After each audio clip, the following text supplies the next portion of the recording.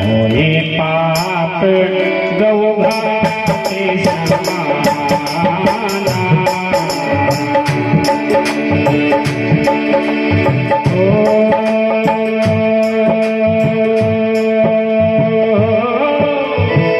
हरि हरि निंदा सुनहि जो काना।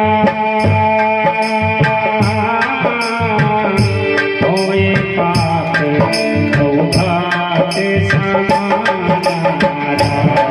सिया राम जय जय राम। सिया राम जय जय राम। हरि हरि निंदा सुनहि जो काना। होए पाप गौ घाटे समाना।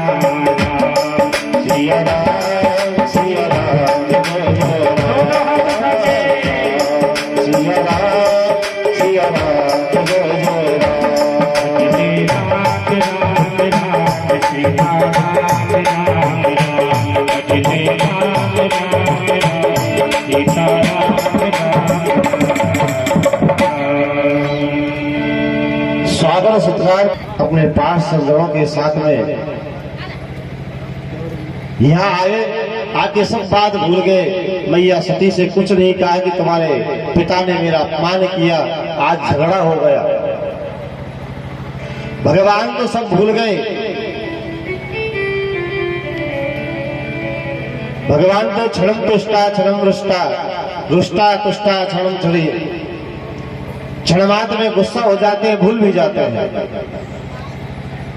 पर दक्ष के मन में ये भाव बन रहा कि कैसे भी करके मुझे शंकर का अपमान करना है। इसने मेरा अपमान किया है और सभी देवताओं के सामने मैं भी इसका अपमान करूंगा।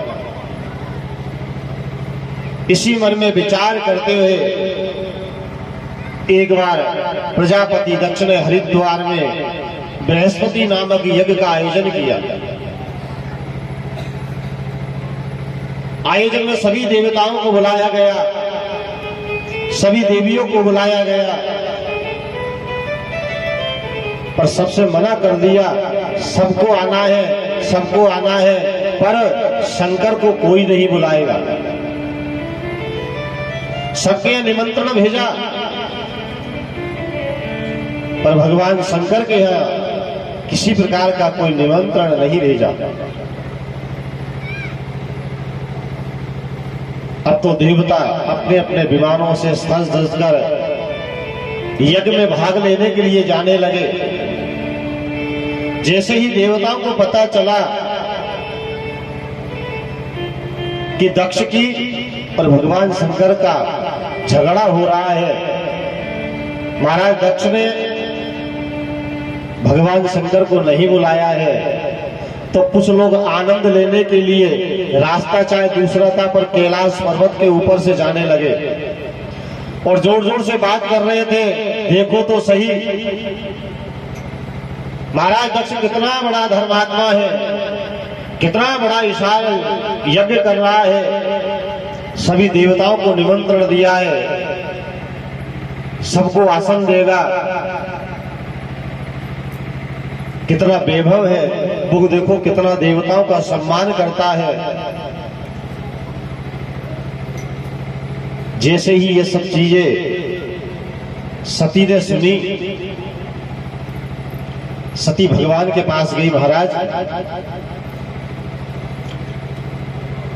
आपको पता है, भगवान ने कहा किस बात का? कि प्रजापतेस्ते ससुरास संप्रतम निर्यापितो याज्ञ महोत्सवाकिलः। आपको पता है महाराज, आपके ससुर बहुत बड़ा यज्ञ कर रहे हैं। देखो मैया की यह शैली, मैया ने ये नहीं कहा कि मेरे पिता महाराज दक्ष बहुत बड़ा यज्ञ कर रहे हैं। महाराज आपके ससुर बहुत विशाल यज्ञ कर रहे हैं। सुखदेव मुनि वर्णन कर रहे हैं, राजन मैया का स्वभाव बहुत सौम्य है। मैया ने धीरे से कहा, महाराज मैंने सुना है कि आपके ससुर बहुत बड़ा यज्ञ कर रहे हैं और आजकल अगर पियर में अगर 2 ब्राह्मण भी भोजन करे तो गांव में, पूरे गांव में ढिंढोरा। हमारे गांव में ऐसी कथा हुई, हमारे पियर में इतनी बड़ी कथा हुई कि शायद कहीं हुई होगी। मैया ने जैसे ही कहा, भगवान ने कहा हाँ कर रहे होंगे, तो प्रभु हमें चलना चाहिए। भगवान ने कहा, देवी चलना तो चाहिए, क्या निमंत्रण आया? महाराज निमंत्रण तो नहीं आया। प्रभु बहुत बड़ा आयोजन कर रहे हैं, बहुत बड़ा विशाल यज्ञ है, शायद भूल गए होंगे। आप तो तैयारी करो, शायद कोई न कोई आता होगा हमें लेने के लिए। भगवान कहने लगे, देवी जाना वहां अच्छा लगता है जब मन में प्रसन्नता हो। कल आपको बताया ना कि 4 मिले 64 खिले 20 रहे कर जोर, हरिजन से हरिजन मिले ऐसे 7 करोड़। कि आवत हर से नहीं पर नैनन नहीं सने, पर तुलसी तहा न जाइयो चाहे कंचन वर्षे में। जहां जाने के बाद में सामने वाले के मन में अगर प्रसन्नता नहीं हो, मन में अगर खुशी नहीं हो, तो वहां चाहे सोना ही बरसना चाहिए पर नहीं जाना चाहिए। देवी में जाने की मना नहीं कर रहा हूं, पर वो बुलाने तो आए। जब इतना बड़ा यज्ञ कर रहे हैं, सभी देवता उसमें जा रहे हैं, तो देवी ऐसा तो नहीं हो सकता वो अपनी बेटी को भूल जाए।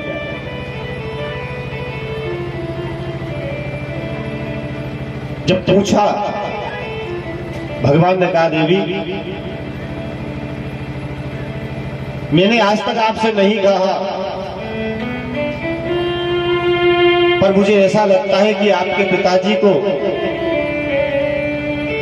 मेरे कारण मन में ठेस पहुंची है, इस कारण से हमें नहीं बुलाया। मेरा मन का उद्देश्य उनका अपमान करना नहीं था, पर वो अहंकार में इतने चूर थे कि वो मेरे सम्मान को नहीं मान पाए। सारा वृत्तांत सुनाया, किस प्रकार से तुम्हारे पिता ने मेरा अपमान किया, पर देवी मैंने उनसे कुछ नहीं कहा।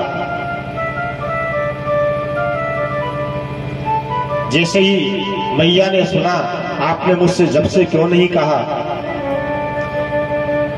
हो सकता है मेरे पिताजी भूल गए होंगे। प्रभु मैं जाती हूं, मैं जाके पिताजी को मनाऊंगी, उनसे कहूंगी कि उनका, आपका उद्देश्य उनका अपमान करना नहीं था।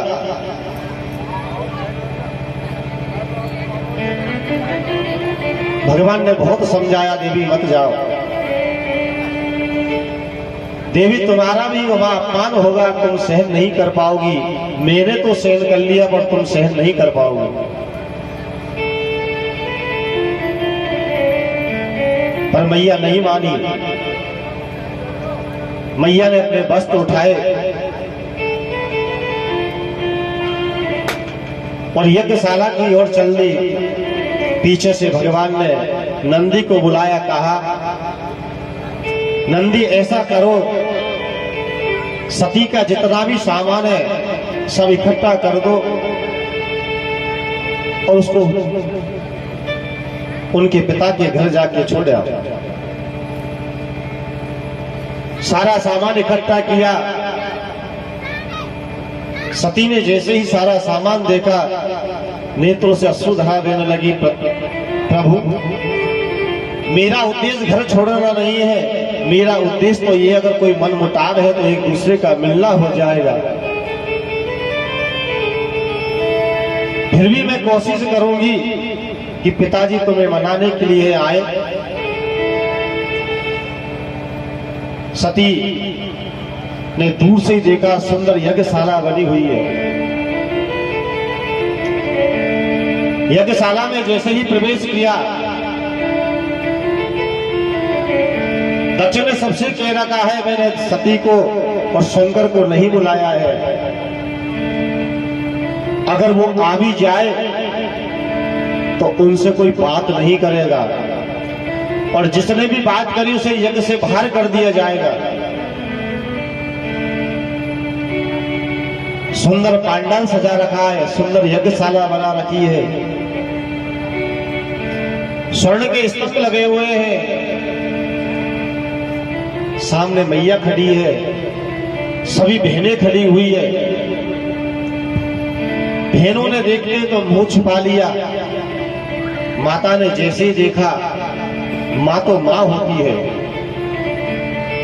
देख के मन आनंदित हो गया। मन में तो इच्छा है किसको पकड़ लूं, अंक से भर लूं, पर मन में भय है अगर दक्ष ने देख लिया, अगर पति ने अगर देख लिया तो मुझे मार देगा। फिर भी पूरे पांडाल में सती से कोई नहीं मिला, सबसे पहले वो अपनी मां से मिली। पिता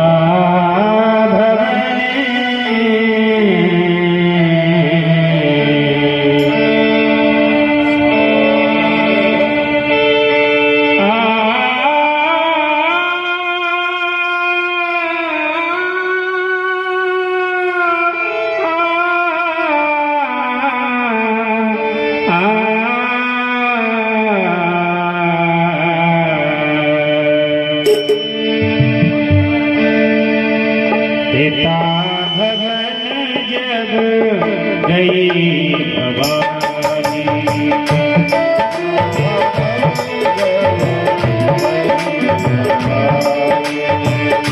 पिता भवन जब गई भवानी, दक्षिणा से का होना सन्मानी, दक्षिणा से का होना सादर भले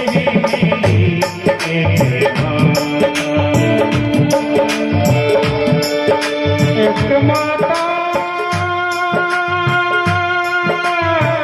माता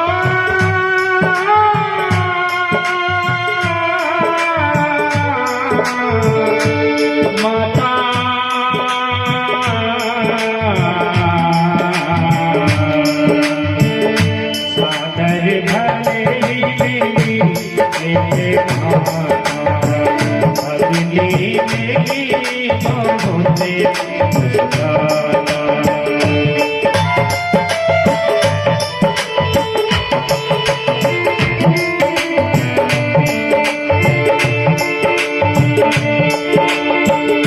दक्षिण कछु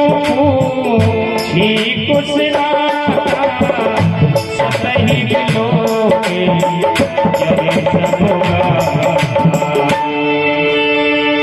दक्षिण कछु कुशला सती बिलोक जरे सबगा, सती बिलोक जरे सबगा, सती जाए देखूं तब जाना,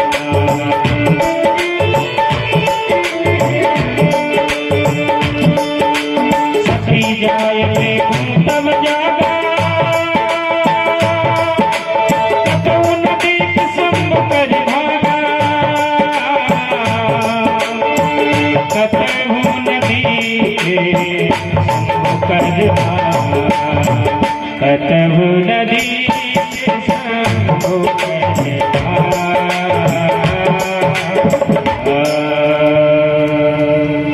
सती अपनी मैया से मिली,